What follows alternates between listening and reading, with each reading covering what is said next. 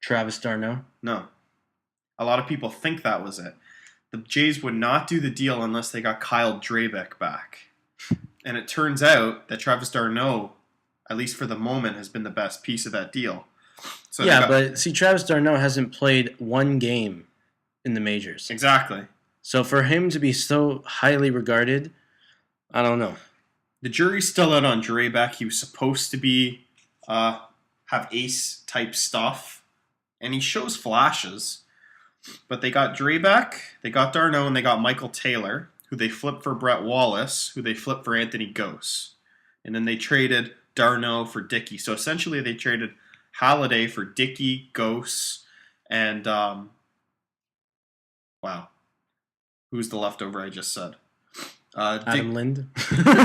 No, sorry, Drabeck. Drabeck, yes. Drabeck, Dickey, and Gose, which is still a fair return. But Anthopoulos has traded Brandon League for Brandon Morrow. He's essentially got an ace. He traded Alex Gonzalez, a free agent signing, to get Yunel Escobar. And now he packaged Escobar in the deal to bring in Jose Reyes. He traded his ace at the time in Sean Markham for a young rising Canadian star in Brett Laurie. He's dumped Vernon Wells. And I thank him for Brett Laurie, because Brett Laurie is amazing on the Jays. He dumps Vernon Wells and his huge contract. He gets Colby Rasmus for essentially nothing. 4 movable pieces. Frazier, Savchinski, Edwin Jackson was in that. Why did Frazier come back? And then he got traded again? Yeah. Oh my God. No, they brought him back. Like, they traded him and they brought him back. They traded him. Sorry, I'm confused. They traded him for Rasmus. Yeah. And then the next year he came back. Wow. So, what did they trade for Rasmus? Savchinski and minor pieces. It was like bullpen parts. Wow. Rasmus is... I mean... He's a Gold Glove center fielder. He's not... Like, we're not talking about the most amazing center fielder you've ever seen, but he's young. Oh, yeah. And he's, he's pretty productive when he gets his swing going. So, that was Zach Stewart was the big piece, who was a prospect at the time, who's bounced around now between the White Sox and the Red Sox organization. So, maybe you can look at Zach Stewart as an example of getting a key piece. You trade a prospect, but you get a key piece back. And then he went out and he traded a prospect for Sergio Santos, and now he does the Florida Marlins deal. And now RA Dickey. So he's done the big moves. I don't know about you, but can you think of a bad move Alex Anthopoulos has done when you look at this team? Getting Buck. But you love John Buck. That was a joke. But even when he signed John Buck the first time, John Buck became an all-star. Wait a second. I just figured something out here. John Buck is an all-star? He was an all-star for the Jays. I know. In his first stint. But think of it this way. To me, and this is really saying something, if his worst move is reacquiring John Buck and then trading him for RA Dickey, which is part of the trade, if that's his worst move might be when he I shouldn't say this, but when he traded Vernon Wells, which was a good thing, he got Mike Napoli and Juan Rivera, but then he flipped Mike Napoli for Frank Francisco. Yeah, he should have kept Francisco Mike had Napoli. A horrible year. Francisco and he signed was awful. John Rauch that year, or Rauch, however you pronounce his name, to be a co-closer, and that guy, blew up in his face. That guy, I'm sorry, I want to say something about him, because I watched that one game, and I'm sure you know what I'm talking about, where he's pitching, and the umpire called it like a ball or something, and he went ballistic like a bear on steroids. It was nuts, and he started running for the umpire, and you had Aaron Sebia holding him back. The coach came, he's holding him back. The shirts are flying everywhere. He's swearing. You can see his tattooed neck. He looks like a biker. It was crazy, like a 7.5 foot biker. Would you want a 6'11" man running at you? I know I would. He looked scary, man. He was running from you from the mound. He's got weird eyes, too. I don't know if you remember. His eyes are really weird. I don't know. I never looked into his eyes before, Andrew, but if you did, okay. That's good. And then there's the Florida Marlins deal. Yeah, well, of course. We don't need that was such an awful deal. Jesus, they only got 5 All-Stars. Look at the moves Anthopoulos has done, though. Like, they've all been positive. If you look at it, they've all brought in a core piece. Whether it was Brandon Morrow, whether it was Gonzalez, who turned into Jose Reyes, brought in Laurie, brings in Rasmus, Jose Reyes, not Kyle Drabeck, but RA Dickey, essentially. So he's done a great job of bringing in key pieces, and that's what you need in baseball. You don't need one guy. You need 5 or 6.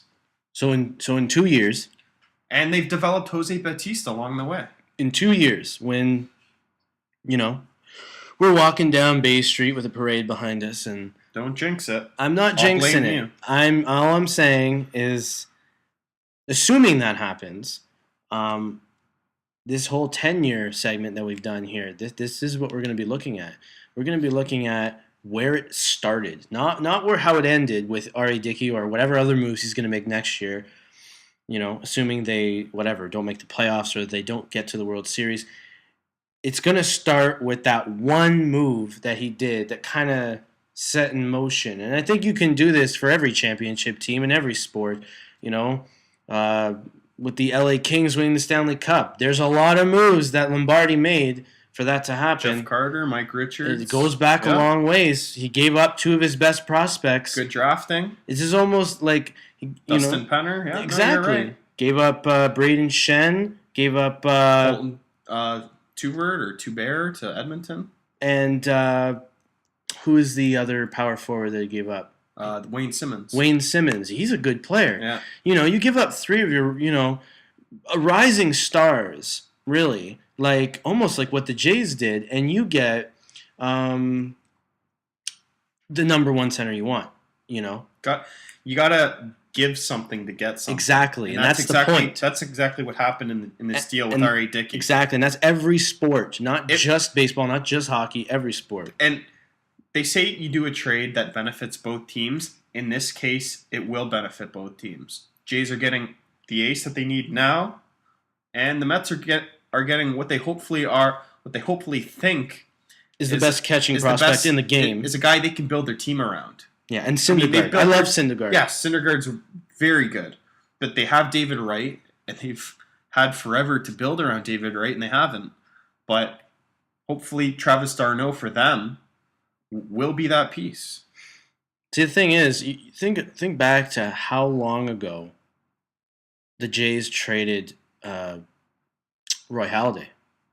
They got Travis d'Arnaud. Travis d'Arnaud was the throw-in in that deal. I know. They wanted, and he's so good now. They wanted Drabeck and Taylor, and then they just took d'Arnaud. But the thing is, we haven't seen the fruits of our labor, of us trading him away, trading Roy Halladay away. We haven't even seen what d'Arnaud can do yet, and we're trading him for another Cy Young Award winner. Is that not? I think that's good. There's so many ifs with d'Arnaud. If he does this, he may be amazing. There's no ifs with R.A. Dickey. They essentially recycled Roy Halladay. Exactly. For an older player at the time, because I think he was 32 when he got traded. Yeah, I think something like that. 33. And, this guy's 5-6 years older, but you know what? He's a proven player. That's the bottom line. And that's what the Jays needed. And they've given up for what they have now. They've given up Travis Snyder, Eric Thames, Jake Marisnik, Nicolino, Hechavarria, Joe Musgrove, and now d'Arnaud and Syndergaard. So there's a lot of prospects there. We'll see within the next 6-7 years who's good and who's not. But I can guarantee you none of them will all be stars. No. Maybe one. Maybe Nicolino. Maybe Hechavarria. But so I just have a question. For the moment now, though. I have a question. Do you have you said you were going to get Flex back? Yes. You're going to buy one? Are you sure? And so should everybody else. We need all the fans out at the Rogers Center this year. What's a flex pack? Quickly. You can buy, basically, a flex pack is, you can buy a 10, a 15, or I think they have a 20. Might be 50, I don't know. But you buy a 10-game flex pack. You can pick any 10 games you want to go to that year. For the same, it's in the same seating location for the 10 games, or the general area. And you get to pick your games, and you basically gives you flexibility. And they give you a deal, so instead of paying full price, you save money. I think the 10-game flex packs are $250 out in the outfield, or they're about $450 within the infield diamond there. So the Jays have showed that they're serious for the first time in my generation, my life, that they're serious of winning. So I'm going to support them, and I'm going to buy a 10-gamer. Maybe 15, we'll see. And I may join you. But I'm excited. Maybe you guys could join us. Yes, because they need to get the fans coming to these games, because they've shown the money. They've shown you the money. There's nothing like the Rogers Center having 50,000 fans filled up. Like on opening day, we experience it once a year where the crowd's just electric. It almost gives the Bluejays that extra like energy, and they go out and play better. It'd be nice to see that next year a lot more times.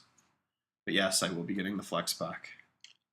All right. Well, that was, I guess you can say, almost like a Jays edition of BluLunch. But, go out there after this trade. I'm excited. And guys, buy some tickets. Drew. Definitely will. Thank you. And have a great day. Bye.